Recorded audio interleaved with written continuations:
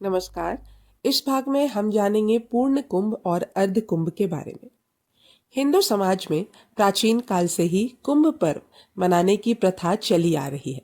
हरिद्वार, प्रयाग, उज्जैन और नासिक इन चारों स्थानों में क्रमशः 12-12 वर्ष पर पूर्ण कुंभ का मेला लगता है, जबकि हरिद्वार तथा प्रयाग में अर्ध कुंभ पर्व भी मनाया जाता है।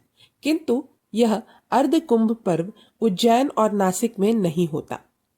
अर्ध कुंभ पर्व के प्रारंभ होने के संबंध में कुछ लोगों का विचार है कि मुगल साम्राज्य में हिंदू धर्म पर जब अधिक कुठारघात होने लगा, उस समय चारों दिशाओं के शंकराचार्यों ने हिंदू धर्म की रक्षा के लिए हरिद्वार एवं प्रयाग में साधु महात्माओं एवं बड़े बड़े विद्वानों को बुलाकर विचार विमर्श किया था। तभी से हरिद्वार और प्रयाग में अर्ध कुंभ मेला होने लगा। शास्त्रों में जहां कुंभ पर्व की चर्चा प्राप्त है, वहां पूर्ण कुंभ का ही उल्लेख मिलता है। अथर्व वेद में वर्णित है, हे संतगण, पूर्ण कुंभ 12 वर्ष के बाद आता है, जिसे हम अनेक बार हरिद्वार, प्रयाग, उज्जैन और नासिक इन 4 तीर्थ स्थानों में देखा करते हैं। कुंभ उस कालीवेश का कहते हैं जो महान आकाश में ग्रह राशि आदि के योग से होता है। हरिद्वार, प्रयाग, उज्जैन और नासिक इन 4 स्थानों में प्रत्येक 12 वर्ष में कुंभ पड़ता है, किंतु इन चारों स्थानों के कुंभ पर्व का क्रम इस बार निर्धारित है। मेष या वृष के बृहस्पति में जब सूर्य, चंद्रमा दोनों मकर राशि पर आते हैं, तब प्रयाग में कुंभ पर्व होता है। इसके पश्चात वर्षों का अंतराल जो भी हो, जब बृहस्पति सिंह में होते हैं और सूर्य मेष राशि पर रहता है, तो उज्जैन में कुंभ लगता है। उसी बृहस्पति वर्ष में जब सूर्य सिंह पर रहता है, तो नासिक में कुंभ लगता है। तत्पश्चात लगभग 6 बृहस्पतीय वर्षों के अंतराल पर जब बृहस्पति कुंभ राशि पर रहता है और सूर्य मेष पर, तब हरिद्वार में कुंभ होता है।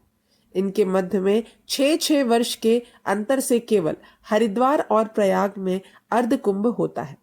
अर्ध कुंभ पर्व का उद्देश्य पूर्ण कुंभ की तरह विशेष, पवित्र और लोकोपकारक है।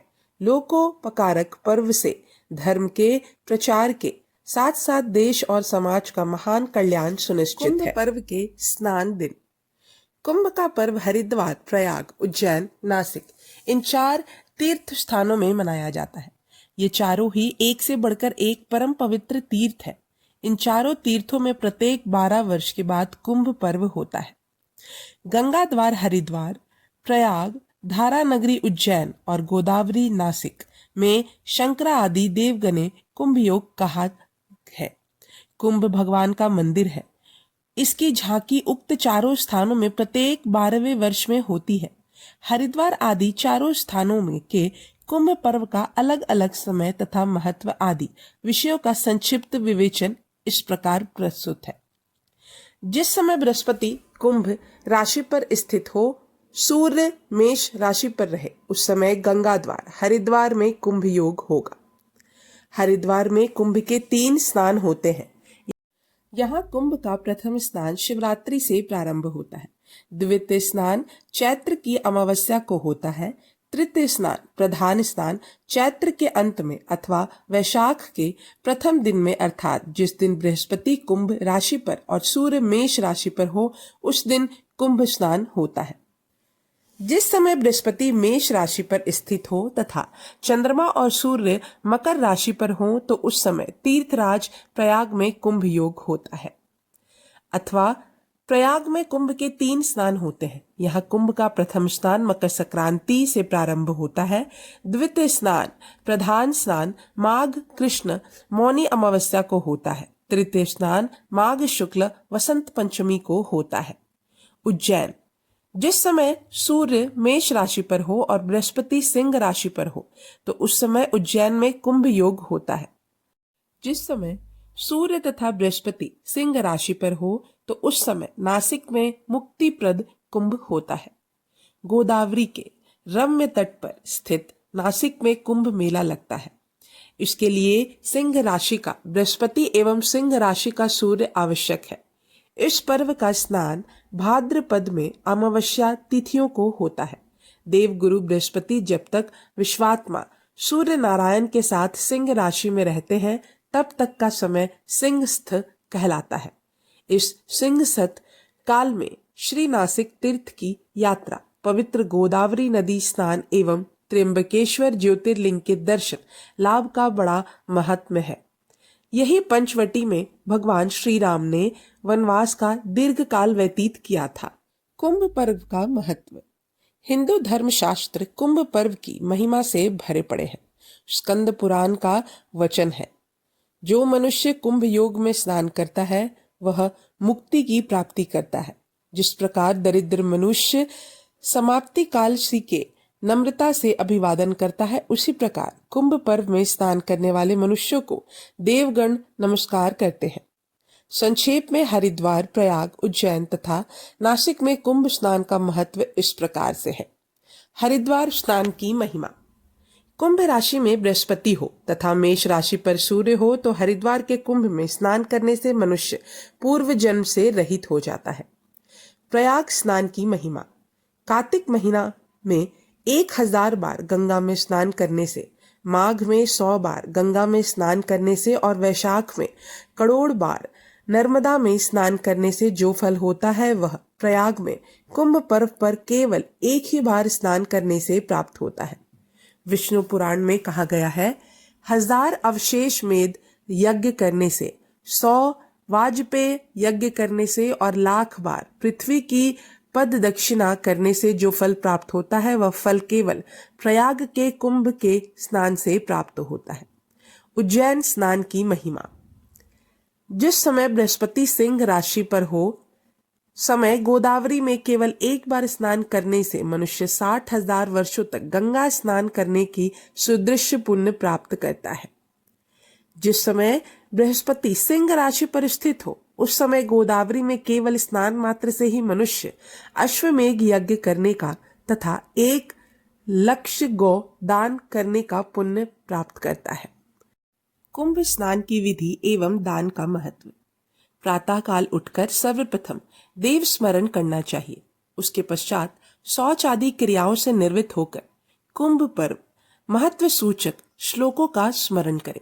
तदंतर यथा समय कुंभ स्नानार्थ गंगा आदि पवित्र नदी में जाकर अपने दोनों हाथों द्वारा कुंभ मुद्रा, कलश मुद्रा दिखलाकर और उसमें अमृत की भावना कर श्लोकों को पढ़ते हुए स्नान करें। स्नान करके बाद संध्या तर्पणादि से निर्वृत्त होकर गणपति पूजन पूर्वक कुंभ कलश स्थापन करें। तत्पश्चात 1, 4, 11, 21 अथवा यथाशक्ति सुवर्ण, रजत, ताम्र या पीतल के कलश में घृत भरकर सुपात्र योग्य विद्वानों को घृत कुंभ दान करें।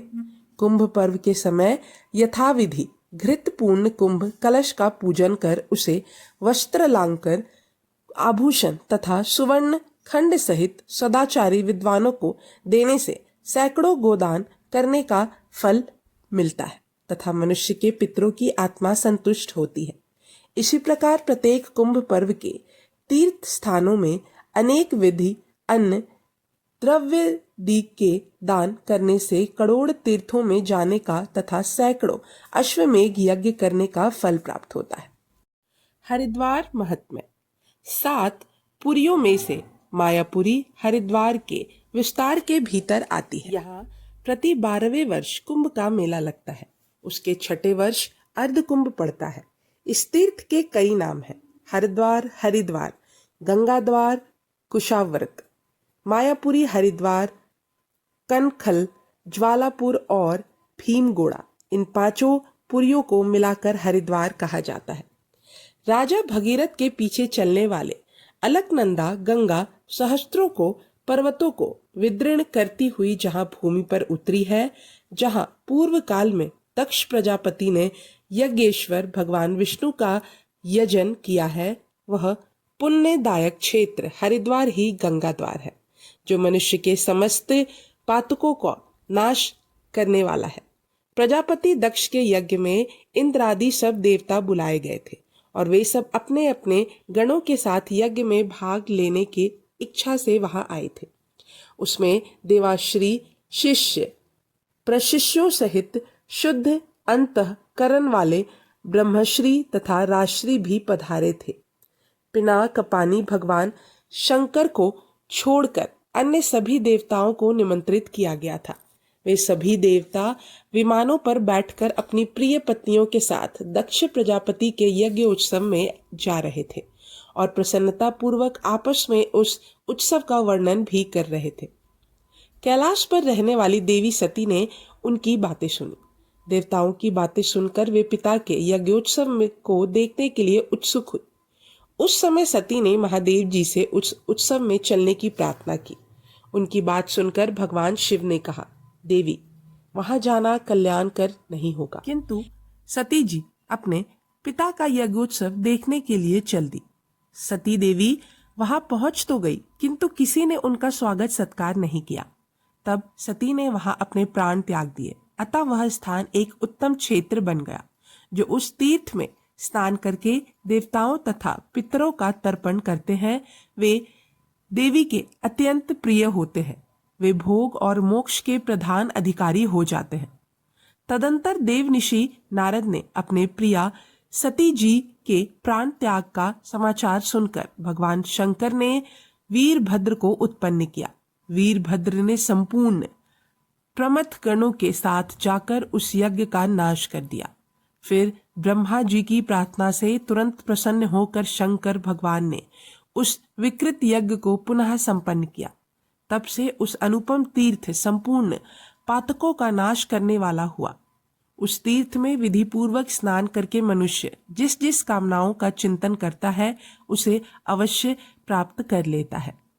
जहां दक्ष तथा देवताओं ने यज्ञ को स्वामी साक्षात अविनाशी भगवान विष्णु का स्तवन किया था, वह स्थान हरि तीर्थ के नाम से प्रसिद्ध है। जो मनुष्य उस हरि पद तीर्थ में विधि पूर्वक स्नान करता है, वह भगवान विष्णु का प्रिय और भोग तथा मोक्ष का प्रधान अधिकारी होता है। यह भाग यही समाप्त करती हूँ।